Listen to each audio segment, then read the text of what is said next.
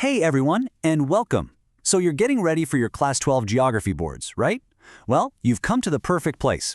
Today, we're going to master primary activities. And let me tell you, this chapter is an absolute goldmine for both theory and map questions. Right, so let's get to the question that's on everyone's mind. How do you actually score full marks? Stick with me because by the end of this, you'll know exactly which topics to nail, which maps are a must-know, and I've even got a killer board tip that'll make your answers stand out. You ready? Let's do this. Okay, first things first. We have to build a really strong foundation. Before we jump into all the different types of activities, we need to get crystal clear on what a primary activity even is. Nailing this core concept is step one to acing the entire chapter. So what exactly are they? Well, think of it like this. Primary activities are all the jobs that depend directly on nature. We're talking about taking resources straight from the earth. Things like farming on the land, fishing in the water, logging in forests, and digging up minerals. They're the base of, well, everything. And here's a fantastic term you can use in your exam answers. The people who do these jobs are often called red-collar workers. Why? Simple, because most of their work is outdoors. Slipping a term like this into your answer shows the examiner you've really done your homework. All right, let's kind of rewind the clock and go way back to the beginning. To really get a grip on how our economies grew, we need to look at the oldest human jobs. We're going to start with the very first ways people survived: hunting, gathering, and pastoralism. You know, hunting and gathering is literally the oldest job in the world. For thousands and thousands of years, this was it.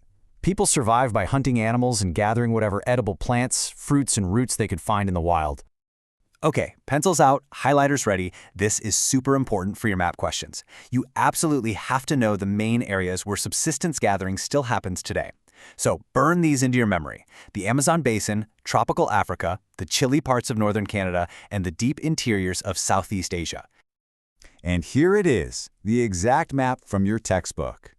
This shows you exactly where those subsistence gathering zones are.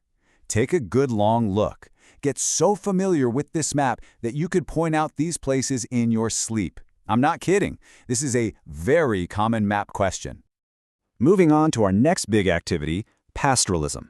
This one is all about raising animals. And a huge part of it is nomadic herding, where people are pretty much always on the move with their herds, looking for green pastures and fresh water.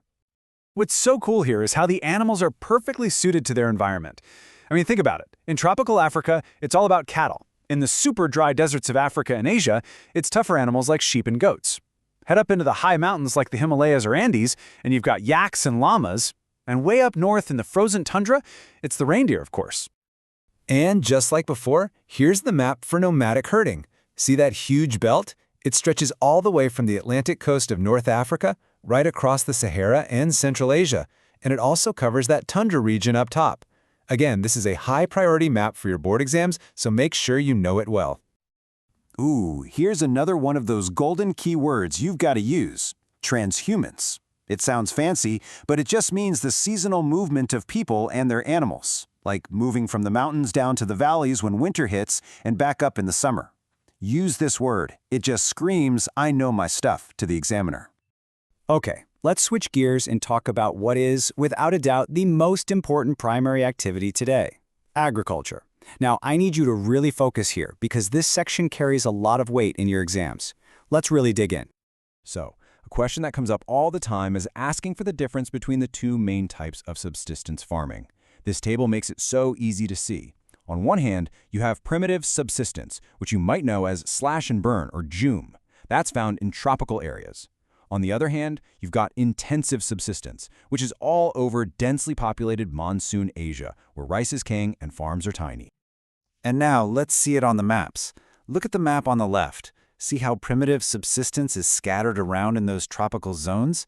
Now shift your eyes to the right. See that huge concentrated area of intensive farming in monsoon Asia? Seeing them side by side like this really helps cement the difference in your mind. Next up, plantation agriculture. What do you need to know? Well, the big things are that it's all about business on a huge scale, and it usually focuses on just one crop. We call that monoculture. It was mostly started by Europeans in their colonies. Easy examples: tea plantations in India, coffee in Brazil, and rubber in Malaysia. Simple as that. Let's quickly hit our last major activity, mining. At its heart, it's just about pulling valuable minerals out of the ground. For your exams, just remember the two main ways they do it: open-cast mining right on the surface, and shaft mining, which involves digging deep tunnels. And for your maps, be sure you can spot the world's big coal, iron, and oil regions. Okay, we've powered through the theory. Now for the part that can seriously boost your score or break it, the map work. How do you make sure you get those full marks? Let's break it down. Seriously, it's as easy as 1, 2, 3. First, when you mark a location, use a neat, clean dot, no big blobs. Second, your legend or index has to be perfect. It's got to be clear and accurate. This part is non-negotiable. And third, if you have to shade a whole area, do it neatly with a pencil. Trust me, a clean map looks like a smart map. But wait, beyond just being neat, I've got one last strategy for you. This is the thing that can take your answers from just good to outstanding. Ready for it? This is the tip that could push your score over the top. So, here it is, your exam-winning strategy. First, pepper your answers with those awesome keywords we talked about, like transhumance and monoculture.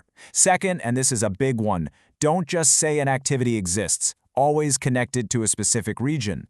And third, I know I sound like a broken record, but your map index must be flawless. Doing these three things can turn a decent score into a fantastic one.